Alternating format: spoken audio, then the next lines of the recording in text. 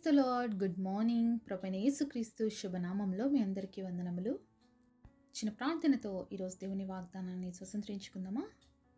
మమ్మల్ని ఎంతో మిక్కిలిగా ప్రేమించినటువంటి మా ప్రియ పరలోకమందున తండ్రి, నీ ఘనమైన శ్రేష్టమైన నామాన్ని బట్టి వందనాలు ప్రభువా. ఉదయకాల సమయంలో నీ సన్నిధిలో కనిపించడానికి మాకు ఇచ్చిన ధన్యత కొరకే వందనాలు తండ్రి.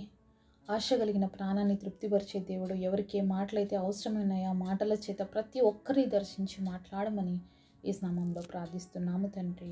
ఆమేన్. ఈరోజు దేవుని వాగ్దానము సామెతల గ్రంథము 11వ అధ్యాయము 8వ వచనం. నీతిమంతుడు బాధ నుండి తప్పింపబడును, భక్తిహీనుడు బాధాపాలగును. Proverbs chapter 11 verse 8. The righteous is delivered out of trouble and the wicked cometh in his stead. దేవుడు ఇచ్చినటువంటి అద్భుతమైన వాగ్దానం మనందరి జీవితంలో నెరవేర్చబడును గాక. ఆమేన్. ఉదయకాల సమయంలో ఎంతమంది బాధపడుతున్నారండి? నేను మంచి వ్యక్తినైనా కూడా అనేక సార్లు నిందించబడుతున్నాను, అవమానించబడుతున్నాను, అలాగే బాధల్లో పాలవుతున్నాను, నేను ఎంత మంచి చేసినా నాకు చెడు జరుగుతుందని బాధపడుతున్నారా? అయితే మీకోసమేనండి ఈ వాగ్దానం. ఎందుకంటే నీతిమంతుడు బాధ నుండి తప్పింపబడతాడు అని దేవుడు వాక్యం సెలవిస్తాం. ఇక్కడ నీతిమంతుడికి బాధలు కలుగువని దేవుడు చెప్పట్లేదు. అయితే నీతిమంతుడికి బాధలు కలిగినప్పటికీ కూడా ఖచ్చితంగా కలుగుతాయి, అయినప్పటికీ కూడా వాటిలో నుంచి నేను తప్పిస్తాను అని చెప్పి దేవుడు అద్భుతమైన వాగ్దానం చేశాడండి. ఎందుకు నీతిమంతులకి మరి బాధలు వస్తాయి? ఎందుకు నిజాయితీగా ఉండే వాళ్ళకి శ్రమలు వస్తాయి? ఎందుకు ఇబ్బందులు వస్తాయి అంటే, ఎప్పుడు కూడా ఒక ఫలించే చెట్టుని చూడండి. మరి రాళ్ళు దేనికి పడతాయి అని ఆలోచిస్తే దేనికి పడతాయండి? అందరికి తెలుసు కదా, మనకి ఫలించే చెట్టుకే మరి రాళ్ళు పడతాయి. అంటే ఏ చెట్టు అయితే తన ఫలాలను ఇస్తుందో దాన్నే కదా మనం రాళ్ళేసి కొట్టి మరీ తెంపుకుంటాం. అదే ఫలాలు లేని చెట్టుకి ఎవరైనా రాళ్ళేస్తామా అండి? ఎవరు ఏమో, ఎందుకంటే దాంట్లో ఏమీ లేవు కాబట్టి. అలాగే ఈరోజు నీ జీవితంలో ఏదో ఒక స్పెషాలిటీ ఉంది, ఈరోజు నీ జీవితంలో ఒక మంచి ఉంది, నీ దగ్గర నుంచి తీసుకోవడానికి ఉంది కాబట్టే అనేకులు నీ మీద నిందలేస్తున్నారు, అవమానం చేస్తున్నారు, అలాగే నిన్ను ఇబ్బంది పరుస్తున్నారు. అయితే నీ ద్వారా వాళ్ళకి కలిగేది ఏంటంటే మంచి ఫలితం, అలాగే మంచి ఫలం వస్తుంది. కానీ వాళ్ళ ద్వారా నువ్వేం ఎదుర్కొంటున్నావు అంటే రాళ్ళ దెబ్బలు. అయితే ఇవన్నీ కూడా కొద్ది రోజులేనండి. చాలామంది అనుకుంటారు కదా, మరి ఎన్ని రోజులైనా ఈ వ్యక్తుల్ని ఇబ్బంది పెట్టచ్చు, వీళ్ళని బాధ పెట్టచ్చు అని అనుకుంటారు. కానీ అవి కొద్ది రోజులు మాత్రమే దేవుడు అనుమతిస్తాడు. ఎందుకంటే అవతల వ్యక్తికి కూడా మేలు పొందాలి, వాళ్ళని చూసి అట్లీస్ట్ వీళ్ళు మారుతారు అని చెప్పి దేవుడు కొన్నిసార్లు నీతిమంతుల జీవితాల్లో శ్రమలు అనుమతిస్తాడు. అయినప్పటికీ వాళ్ళు కానీ మారలేదనుకంటే ఖచ్చితంగా వాళ్ళ జీవితంలో శిక్షను ఎదుర్కోవాల్సి వస్తుంది. ఎందుకంటే ఇక్కడ వాక్యంలో చూస్తున్నాం కదా, భక్తిహీనుడు బాధాపాలగును. మరి దేవుడు ప్రతి ఒక్క వ్యక్తికి అవకాశం ఇస్తాడండి మారడానికి. మరి చెడు నుంచి ప్రతి ఒక్కరూ తప్పించబడ్డమే దేవుడు ఉద్దేశం. అందరూ అంతటా మారుమనసు పొందాలని దేవుడు ఈ లోకానికి వచ్చాడండి. అయినప్పటికీ కూడా మానవుడు దేవుడు ఇచ్చినటువంటి అవకాశాన్ని మాటికి నిర్లక్ష్యపరుస్తూనే ఉన్నాడు. దేవుడు అంటే చాలాసార్లు నెగ్లిజెన్స్గా జీవిస్తున్నారు. దేవుడి మాటలంటే పట్టించుకోకుండా నాకెందుకు చెప్పాలి, నాకేంది మీరు చెప్పేది అనేటువంటి పరిస్థితిలో చాలామంది ఉన్నారు. ఇది దేవుడు మీకు ఇస్తున్నటువంటి అవకాశం అండి. మరి భక్తిహీనులుగా ఉండి ఇంకా పాప జీవితంలో ఉండి అలాగే జీవితాన్ని కొనసాగిస్తే ఏ రోజు మరణం ఎప్పుడు తలుపు తడుతుందో తెలియదు. ఇలాగే భక్తిహీనుడిగా మరణిస్తే ఏమవుతుంది? నిత్య నరకాగ్నికి వెళ్ళిపోతామనే విషయాన్ని గుర్తుపెట్టుకోవాలి. ఎందుకంటే దేవుడు భూమి మీద ఉన్నప్పుడే ప్రతి ఒక్కరికి అవకాశం ఇస్తాడండి. ఒక్కసారి మరణించిన తర్వాత అవకాశం అనేది మళ్ళీ ఉండదు. కాబట్టి ఈరోజు భక్తిహీనుడిగా ఉండొద్దు అని దేవుడు ఆశపడుతున్నాడు. మనం దేవుడు బిడ్డలని చెప్పుకుంటూ కూడా చాలాసార్లు భక్తిహీనతలో ఉన్నవాళ్ళు ఉన్నారు. దేవుణ్ణి ఎరగక భక్తిహీనులో ఉన్నారు. దేవుణ్ణి ఎరగక భక్తిహీనులో ఉండే వాళ్ళకి శిక్ష తక్కువ ఉంటుందేమో కానీ, దేవుణ్ణి ఎరిగి భక్తిహీనతలో ఉంటారు చూడండి, వారికి భయంకరమైన శిక్ష అనేది ఉంటుంది. మరణించిన తర్వాత ఒక వ్యక్తి ఏ విధంగా జడ్జ్మెంట్లోకి వస్తారు అంటే, ఎరిగి పాపం చేస్తే దానికి వచ్చే శిక్ష చాలా భయంకరం అండి. తెలియక చేసిన పాపాలు దేవుడు క్షమిస్తాడు. మరి తెలిసి చేస్తే మాత్రం అది చాలా భయంకరమైనటువంటి శిక్షకు కారణమవుతుంది.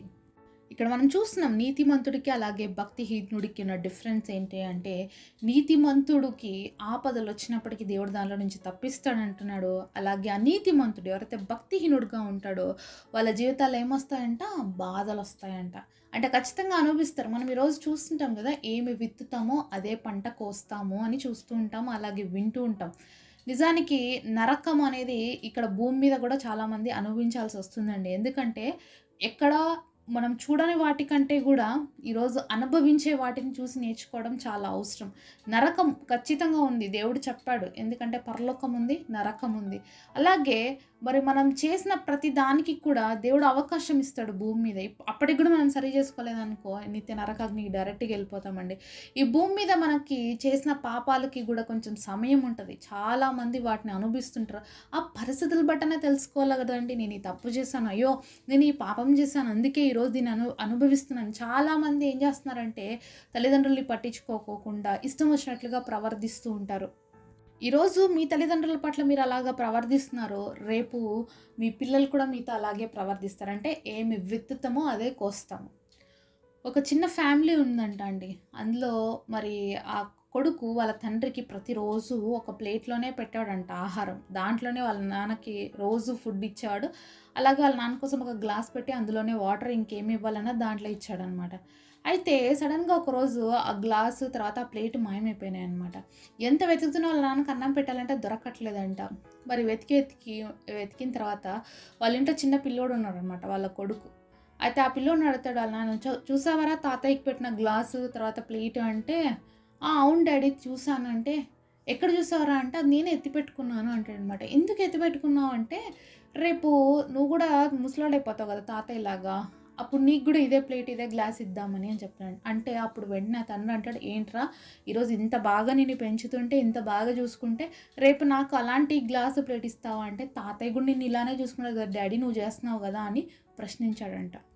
కాబట్టి ఈరోజు మనం ఏదైతే చేస్తున్నామో మన పిల్లల్ని మనల్ని గమనిస్తున్నారు. ఈరోజు మనం ఏదైతే చేయాలని ఇష్టపడుతున్నామో రేపొద్దున మన పిల్లలు కూడా అవే చేస్తారండి. కాబట్టి ఈ పిల్లల యొక్క విషయంలోనే కాదు, ఏ పనైనా మనం చేస్తున్నామంటే అది ఖచ్చితంగా మనకి వెనక్కి వస్తది అనే విషయాన్ని మర్చిపోకుండా ప్రతి పనిని మనం చాలా జాగ్రత్తగా, కేర్‌ఫుల్‌గా బిహేవ్ చేయాలి. మన తల్లిదండ్రులతో పిల్లలుగా మనం ఏ విధంగా బిహేవ్ చేస్తామో అలాగే మన బిడ్డలు కూడా రేపు మనతో అలాగే బిహేవ్ చేస్తారు. కాబట్టి దేవాది దేవుడు మనకి నేర్పిస్తున్నప్పుడు మనం నేర్చుకోవాలి. అవకాశం ఇచ్చి సరి చేసుకోండి అంటున్న ప్రతిసారి మనం సరి చేసుకుంటే మన జీవితంలో మనం ఆశీర్వదించబడతాం. అలా కాకుండా నాకేంటిలే, నేనేంటిలే అని అనుకున్నాం అనుకోండి, ఎవ్వరి పరిస్థితి ఎప్పుడు ఎలా మారుతుందో ఎవ్వరం చెప్పలేం. కాబట్టి జాగ్రత్తగా దేవుడి సన్నిధిలో ఉండడం నేర్చుకోవాలి. అలాగే నడుచుకోవడం నేర్చుకోవాలి. మరి ఈరోజు నీతిమంతులుగా తీర్చబడాలని ఆశపడుతున్నట్లయితే ప్రభువైన యేసుక్రీస్తు ప్రభువారి రక్తంలో కడగబడితే నీ ప్రతి పాపం నుంచి నీకు విడుదలొస్తది. అలాగే ఎవరైతే యేసుక్రీస్తు ప్రభువారి రక్తంలో తమ పాపాలు ఒప్పుకొని మరి విడిచిపెట్టి కడుక్కుంటారో మరి వాళ్ళు నీతిమంతులుగా దేవుడు తీరుస్తానని చెప్తున్నారు. మరి ఈరోజు నువ్వు ఏ పాపపు బలహీనతల్లో ఉన్నావో, అలాగే ఏ భక్తిహీనుడిలాగా ఈరోజు జీవిస్తున్నావో దేవుడు నీతో మాట్లాడుతున్నాడు. నువ్వు మార్చుకో. నీ ప్రవర్తన ఏదైతే దేవుడికి వ్యతిరేకంగా ఉందో, దేవుడి నియమాలకి వ్యతిరేకంగా ఉందో, అలాగే దేవుడికి అయిష్టకరమైన జీవితాన్ని ఎక్కడెక్కడైతే జీవిస్తున్నావో దయచేసి వాటన్నిటిని కూడా విడిచిపెట్టమని దేవుడు నామంలో మనవి చేస్తూ ఉన్నాను. కాబట్టి పాపాన్ని విడిచిపెట్టుదాము, పరిశుద్ధంగా జీవిద్దాము, నీతిమంతులుగా ఈ లోకంలో బ్రతుకుదాం. నీతిమంతులుగా ఉన్నప్పుడు అనేకమైన శ్రమలు, అనేకమైన బాధలు వచ్చినప్పటికీ వాటన్నిటిలో నుంచి దేవుడు విడిపిస్తానంటున్నాడు. రోజు నువ్వు నీతిమంతులుగా ఉంటూ బాధపడుతున్నట్లయితే దయచేసి బాధపడొద్దు, దిగులు పడొద్దు. నువ్వు ఫలించే చెట్టువి అని గుర్తుపెట్టుకో. నువ్వు ఎంతోమందికి ఆశీర్వాదకరంగా ఉన్నావు కాబట్టి నీకు దెబ్బలు తగులుతున్నాయి. కానీ నీ యొక్క నీడని ఎప్పుడు కూడా ఆశ్రయిస్తారు అనేకులు. నీ యొక్క ఫలాల కోసం ఎప్పుడు ప్రజలు తపన పడుతూనే ఉంటారు. కాబట్టి నీ యొక్క జీవితం అనేది ఇతరులకి మాదిరికరము, దేవుడి నామానికి మహిమ, అలాగే అనేక మందికి నీ లైఫ్ ద్వారా ప్రయోజనం ఉందనే విషయాన్ని మర్చిపోవద్దు. బాధపడుతున్నావు ఈరోజు, కృంగిపోతున్నావా, నా జీవితం ఇలా అయిపోయింది, నేను మంచి చేసినా నాకు చెడే వస్తుంది, నేను అందరి మేలు కోరుకుంటున్నాను, నా మేలు ఎవరు కోరుకోవట్లేదని బాధపడుతున్నావా? అయితే దేవాది దేవుడు నిన్ను చూస్తున్నాడు. నీకు మేలు చేయాలని ఆశపడే దేవుడు ఎప్పుడు సిద్ధంగా ఉన్నాడు. తగిన సమయంలో నిన్ను హెచ్చిస్తాడు, ఉన్నతంగా తీర్చిదిద్దుతాడు. కాబట్టి నువ్వు నీతిమంతుడిగా ఉన్నందుకు ధైర్యంగా ఉండు. మరి నీతిమంతుల పిల్లలు ఎప్పుడు కూడా భిక్షమెత్తుకున్నట్టు ఎక్కడ చూడలేదు. కాబట్టి దేవుడు తప్పకుండా ఏదో ఒక రోజు తప్పకుండా తన యొక్క సమయంలో హెచ్చిస్తాడు, అలాగే దీవిస్తాడు. ఈరోజు నువ్వు ఏ పరిస్థితులు గుండా వెళ్తూ ఉన్నా ఆ పరిస్థితులను చూసి కృంగిపోక, వెనదిరిగిపోకుండా ధైర్యముగా దేవుడి కృపాసింహాసనం దగ్గరికి వచ్చినట్లయితే తప్పకుండా నీ జీవితంలో గొప్ప ఆశీర్వాదాన్ని పొందుకుంటావు. అట్టి కృప దేవుడు మనందరికీ దయచేయును గాక. పరిశుద్ధులైన తండ్రి, మీరు మాతో మాట్లాడిన ప్రతి మార్చి కొరకు వందనాలు చెల్లిస్తున్నాం తండ్రి. అయా, నీతిమంతుల బాధల్లో నుంచి విడిపిస్తానన్నావు తండ్రి. ఈరోజు ఎవ్వరు నీ బిడ్డలుగా ఉండి మంచిగా జీవిస్తూ కూడా బాధలు, శ్రమలు, కష్టాలు ఎదుర్కొంటున్నారో వారందరినీ ఆ పరిస్థితుల నుంచి విడిపించి ఈ నామానికి బహు ఆశీర్వాదకరంగా, బహు దీవెనకరంగా వారిని చేయమని ప్రభు అనేక స్థలాల్లో వాళ్ళని హెచ్చించి నిలబెట్టుకోమని నజరేయుడైన యేసు నామంలో ప్రార్థిస్తున్నాము తండ్రి. ఆమేన్. ఈరోజు బర్త్డే అలాగే వెడ్డింగ్ యానివర్సరీ సెలబ్రేట్ చేసుకుంటున్న మీ అందరికీ కూడా wish you happy birthday and happy anniversary. God bless.